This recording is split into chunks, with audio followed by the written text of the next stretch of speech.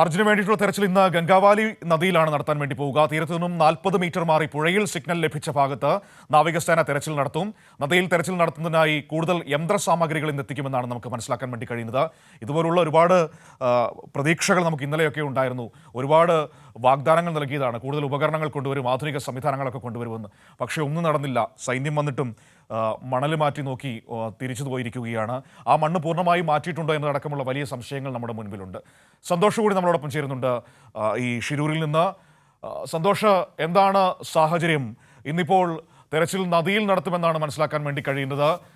പ്രതീക്ഷകളൊക്കെ ഏകദേശം അവസാനിച്ചു പോകുന്ന ഒരു ഘട്ടത്തിലേക്കാണ് നമ്മൾ എത്തി നിൽക്കുന്നത്. വലിയ അനാസ്ഥ, ഒരു ജീവൻ അതിന് വിലയായി കൊടുക്കേണ്ടി വരുമോ എന്നതാണ് ഇപ്പോഴുള്ള ഏറ്റവും വലിയ ആശങ്ക. മനു, ഇന്ന് അർജുനെ കണ്ടെത്താനായുള്ള തിരച്ചിൽ 8ാം ദിവസത്തിലേക്ക് കടക്കുകയാണ്. തിരച്ചിൽ ഇതുവരെയും ആരംഭിച്ചിട്ടില്ല. ഇന്ന് 8 മണിയോടുകൂടിയായിരിക്കും തിരച്ചിൽ ആരംഭിക്കുന്നത്. ഗംഗാവാലി നദി കേന്ദ്രീകരിച്ചുകൊണ്ടാണ് ഇന്ന് തിരച്ചിൽ നടത്തും നാവികസേന എന്നുള്ളതാണ് വ്യക്തമാക്കിയിട്ടുള്ളത്. കാരണം കരയിലെ തിരച്ചിൽ ഏതാണ്ട് ഇന്നലെ തന്നെ പൂർത്തിയായിരുന്നു. അവിടെ അർജുൻ്റെ ലോറി കണ്ടെത്താൻ കഴിഞ്ഞിട്ടില്ല എന്നുള്ളതാണ് ഈ കർണാടക സർക്കാരും അതോടൊപ്പം തന്നെ സൈനിക വൃത്തങ്ങളും എല്ലാം തന്നെ വ്യക്തമാക്കിയത്. ഇന്നലെ റഡാറിൽ സിഗ്നലുകൾ ലഭിച്ച സ്ഥലത്ത് മണ്ണ് മാറ്റി നടത്തിയ പരിശോധനയിലും ഫലം കണ്ടില്ല. അവിടെ ഒരു തരത്തിലുള്ള സൂചനകളും പിന്നീട് ലഭിച്ചിട്ടുണ്ടായിരുന്നില്ല. ഇന്ന് ഏതായാലും ഈ ഗംഗാവാലി നദിയിൽ ഇന്നലെ നടത്തിയിട്ടുള്ള ഈ ഡിറ്റക്ടർ ഉപയോഗിച്ചുകൊണ്ടുള്ള പരിശോധനയിൽ ഗംഗാവാലി നദിയിൽ നിന്നും തീരത്ത് നിന്നും 40 മീറ്റർ മാറി, അതായത് നദിയുടെ മധ്യഭാഗം കഴിയുന്ന ഭാഗത്തായി ഒരു 8 മീറ്റർ ആഴത്തിൽ ഒരു സിഗ്നൽ ലഭിച്ചിട്ടുണ്ട്, ലോഹത്തിൻ്റെ സിഗ്നൽ ലഭിച്ചിട്ടുണ്ട്.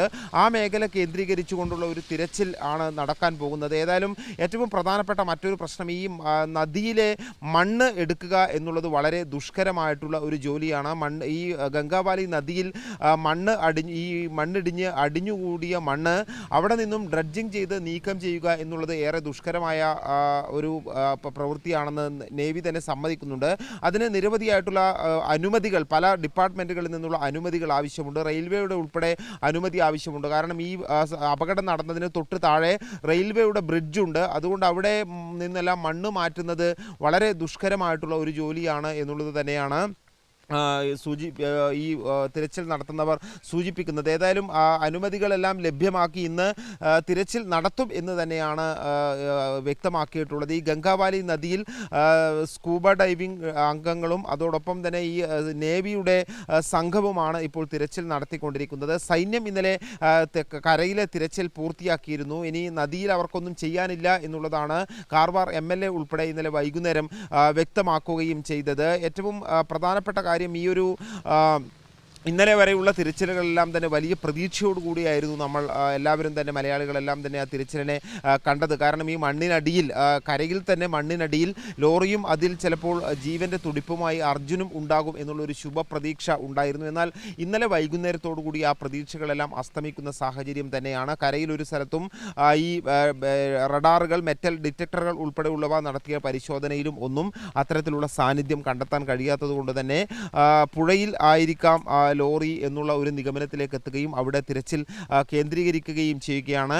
ഏറ്റവും പ്രധാനമായും ഉയർന്നു വരുന്ന വിമർശനം, ഇപ്പോഴും ആ വിമർശനം അവസാനിച്ചിട്ടില്ല. ഇന്നലെ സൈന്യം നടത്തിയ തിരച്ചിൽ പോലും കാര്യക്ഷമമായിരുന്നില്ല എന്നുള്ള വിമർശനമാണ് പൊതുവെ ഉയർന്നു വരുന്നത്. കേരളത്തിൽ നിന്നുള്ള രക്ഷാപ്രവർത്തകൻ രഞ്ജിത്ത് ഇസ്രായേലും അതോടൊപ്പം തന്നെ ലോറിയുടെ ഉടമസ്ഥൻ ഉൾപ്പെടെയുള്ളവരും ചൂണ്ടിക്കാട്ടുന്നത് ഈ ആധുനികമായിട്ടുള്ള സജ്ജീകരണങ്ങളൊന്നും ഈ പറയുന്ന ആർമി എത്തിച്ചേരുന്നില്ല. അതായത് ആർമിയുടെ എഞ്ചിനീയറിംഗ് വിഭാഗമായിരുന്നു യഥാർത്ഥത്തിൽ പരിശോധനക്കായി എത്തേണ്ടിയിരുന്നത്. എന്നാൽ ആ വിഭാഗമല്ല വന്നിട്ടുള്ളത്. ആൾശേഷി മാത്രമുള്ളത് കൊണ്ട് പ്രയോജനമില്ല, വലിയ സംവിധാനങ്ങൾ വേണം എന്നുള്ളത് ആവശ്യം, അത് പൂർണ്ണമായും അംഗീകരിക്കപ്പെട്ടിട്ടില്ല എന്നുള്ള വിമർശനമാണ് ഉയരുന്നത്.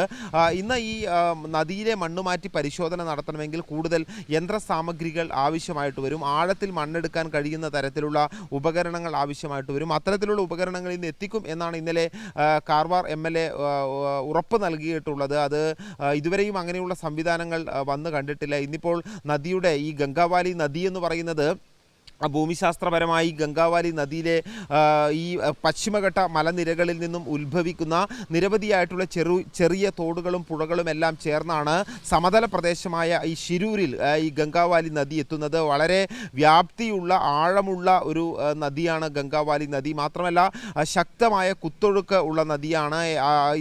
ഈ അപകടം നടന്ന സ്ഥലം കഴിഞ്ഞ് അല്പം മുന്നോട്ട് പോയാൽ കടലിൽ ഈ പുഴ ചെന്ന് ചേരുന്ന സ്ഥലം കൂടിയാണ്. അപകടകരമായ ഒരു സ്ഥിതിവിശേഷം നിലനിൽക്കുന്ന സ്ഥലം കൂടിയാണ് ഈ അപകടം നടന്ന ശിരൂരിൽ ഗംഗാവാലി നദി ഒഴുകുന്ന ഈ സമതല പ്രദേശം എന്ന് പറയുന്നത്. അതുകൊണ്ട് തന്നെ അവിടെയുള്ള തിരച്ചിൽ എന്ന് പറയുന്നത് അതീവ ദുഷ്കരവും അപകടകരവുമാണ്. ഈ സ്കൂബ ഡൈവേഴ്സിന് തന്നെ ആഴത്തിലേക്ക് മുങ്ങി പരിശോധന നടത്താൻ കഴിയുന്നില്ല. കാരണം അതിശക്തമായ മണ്ണിടിച്ചിലിൽ ടൺ കണക്കിന് മണ്ണ് ഈ പുഴയിൽ അടിഞ്ഞുകൂടിയിട്ടുണ്ട്. അതുകൊണ്ട് തന്നെ അവർക്ക് അവിടെ അത്തരത്തിലുള്ള ഡൈവിംഗ് പോലും ദുഷ്കരമാകുന്നു. അതോടൊപ്പം തന്നെ ഈ മണ്ണ് മാറ്റിയുള്ള പരിശോധന അതീവ ദുഷ്കരമാണ്. ഏതായാലും ഇന്നും പ്രതീക്ഷയോടുകൂടി തന്നെ പുഴയിൽ നിന്ന് സിഗ്നൽ കിട്ടിയ ഭാഗത്ത് നടത്തുന്ന ഈ പരിശോധനയിൽ പ്രതീക്ഷയുണ്ട്.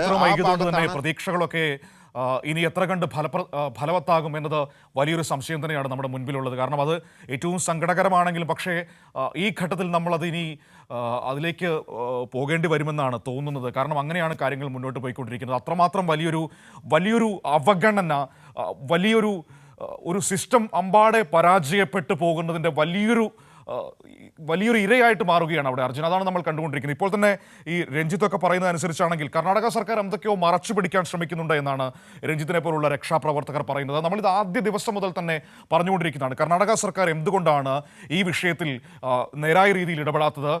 ഒരു മനുഷ്യജീവൻ അവർ ഇത്രമാത്രം വിലയാണോ കൽപ്പിക്കുന്നത്, ഇത്രമാത്രം വിലയാണോ കൊടുക്കുന്നത് എന്ന വളരെ പ്രധാനപ്പെട്ട ചോദ്യങ്ങൾ അവരോട് പലവട്ടം ചോദിച്ചതാണ്. പക്ഷേ അതിനൊന്നും മറുപടി പറയുന്നില്ല. കാര്യങ്ങൾ പറയുന്നു, രക്ഷാപ്രവർത്തനത്തിൽ സർക്കാർ ഇടപെടുകയാണ്, ഫുൾ റെസ്ട്രിക്ഷൻസ് വയ്ക്കുന്നു രക്ഷാപ്രവർത്തകർക്ക്. ഇന്നലെ നമ്മൾ കണ്ടതാണ്, ഈ മലയാളി രക്ഷാപ്രവർത്തകരെ അടുപ്പിക്കാതെ നിൽക്കുന്ന സാഹചര്യം കണ്ടതാണ്. സൈന്യത്തിനില്ലാത്ത പരാതിയായിരുന്നു മലയാളി രക്ഷാപ്രവർത്തകരെ കുറിച്ച് അവിടുത്തെ സർക്കാരും അവിടുത്തെ ജില്ലാ ഭരണകൂടവും മുന്നോട്ട് വച്ചത്. അവരെ കടത്തിവിടാൻ പോലും അനുവദിക്കാത്ത സാഹചര്യം.